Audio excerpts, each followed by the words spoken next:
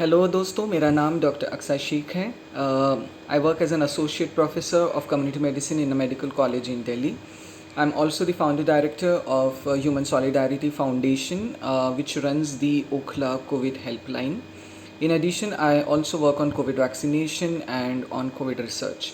ये बैकग्राउंड इसलिए देना ज़रूरी है ताकि थोड़ा सा ये समझ में आए कि I am speaking over here as an expert on the topic. Now second wave of covid जो है वो आज हम देख रहे हैं कि पूरे भारत में उसने तबाही मचाई हुई है.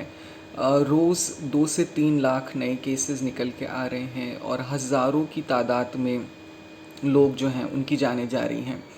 उसी तरह हम देख रहे हैं in a lot of helplines on social media कि लोग बहुत ही ज़्यादा परेशान हैं. बेड्स अवेलेबल नहीं हैं, ख़ास तौर से ऑक्सीजनेटेड बेड्स या आईसीयू बेड्स. उसके अलावा लोग जो हैं वो परेशान हैं ऑक्सीजन सप्लाईज़ के लिए, लोग परेशान हैं ड्रग्स के लिए.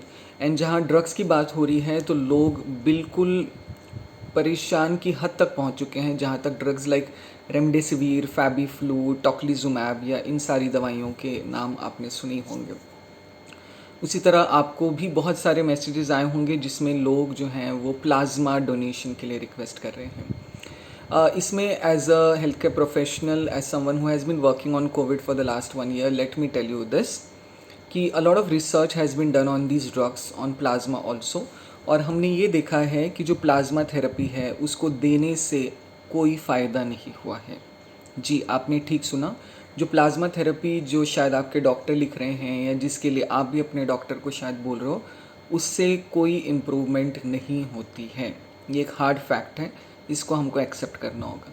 उसी तरह जहाँ तक रेमडेसिविर, टोक्लिजुमैब या बाकी दवाइयों का सवाल है, तो इनमें से जो अक्सर दवाइयाँ हैं उनमें ये पाया गया है कि इनसे मरीज़ को या तो कोई फ़ायदा नहीं होता या बहुत ही हल्का सा फ़ायदा होता है in reducing the stay in the hospital और समथिंग. बहुत ज़्यादा मॉर्टेलिटी में कोई फ़र्क नहीं है. यानी कि उसमें से ऐसा नहीं है कि ये दवाई के 6 इंजेक्शन आप लगा देंगे तो आपका पेशेंट बच जाएगा या नहीं लगाएंगे तो आपका पेशेंट नहीं बचेगा. इस गिल्ट के साथ प्लीज़ मत जिए. आज अनफॉर्चुनेटली लोग ये कह रहे हैं कि इसके लिए कोई इलाज अवेलेबल नहीं है तो हम जो चाहें वो ट्राई कर सकते हैं या जो हम जो चाहें वो मरीज़ को लिख के दे सकते हैं, पेशेंट के रिलेटिव्स को लिख के दे सकते हैं. तो प्लीज़ इस ट्रैप में मत फंसिए. Please use the evidence. This is very very important for the doctors. Just because it's a crisis situation, emergency situation, it does not give you a license to prescribe anything that you want. Just because you think that it's working, especially when there is evidence that it is not working. तो ये हमेशा मैं कहती हूँ कि ताली इसमें दोनों हाथों से बज रही है. इसमें डॉक्टर्स की तो दिक्कत है ही है, इसमें मरीज़ों की भी परेशानी है. अक्सर हम डॉक्टर से सुनते हैं कि मरीज़ को ये नाम पता है और वो डॉक्टर्स को कहते हैं कि आप मेरे मरीज़ को रेमडेसिविर क्यों नहीं दे रहे हैं, या वो आपको इवन वायलेंट भी हो जाते हैं.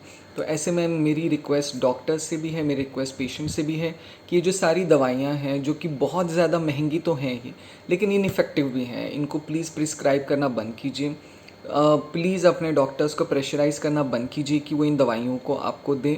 प्लीज़ इनके पीछे भागना बंद कीजिए, इनके लिए ब्लैक मार्केटिंग करना बंद कीजिए, इनके लिए दुगनी तिगुनी कीमत देना बंद कर दीजिए. आप ये जितना करेंगे उतनी ही ज़्यादा ये दवाई रेयर होती जाएगी, उतनी ही ज़्यादा दवाई महंगी होती जाएगी, और वो भी ऐसी दवाई जो काम नहीं कर रही है. आज अगर हम किसी भी शायद छोटे बच्चे को भी पूछें कि बताइए कोविड का इलाज क्या है, तो वो रेमडेसिविर कहेगा, वो ऑक्सीजन नहीं कहेगा, वो एंटीकोएगुलेंट्स नहीं कहेगा, है ना, वो स्टीरॉइड्स नहीं कहेगा.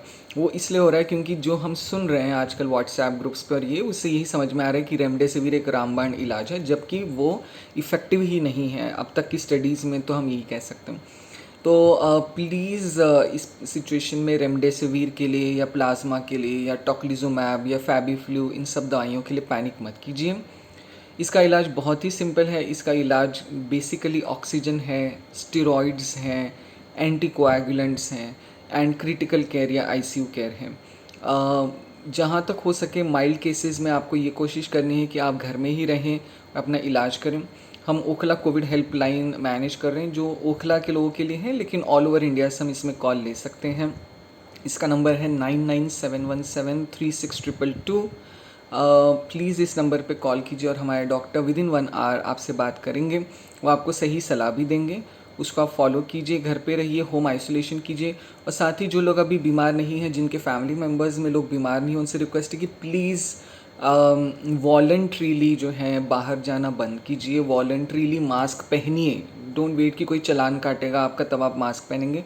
वॉलंटरीली मास्क पहनिए और कोशिश करिए कि एटलीस्ट अगले 2-3 हफ्ते तक अपने बिहेवियर को कंट्रोल करें, ताकि इस डिज़ीज़ को जो है, ये जो सेकेंड वेव आई है, इसको हम काबू में ला सकें। यकीन मानिए बहुत ज़्यादा लोग परेशान हैं जब वो अपने लोगों को अपने आँखों के सामने जो है दम तोड़ता हुआ देख रहे हैं। तो इसमें प्लीज़ आप हमारी मदद कीजिए, और मदद आप कर सकते हैं घर में रह के, मदद आप कर सकते हैं मिस इन्फॉर्मेशन को ना स्प्रेड करके, मदद आप कर सकते हैं खुद अपना ध्यान रख के। तो यही एक छोटा सा मैसेज मुझे आप लोगों को देना था। अगर कोई भी इससे रिलेटेड आपके कमेंट्स हों, सवाल हों, इस वीडियो के नीचे आप उनको ड्रॉप कर सकते हैं, and will try and get back to you. With all this, please remember it's in your prayers, and Allah Hafiz.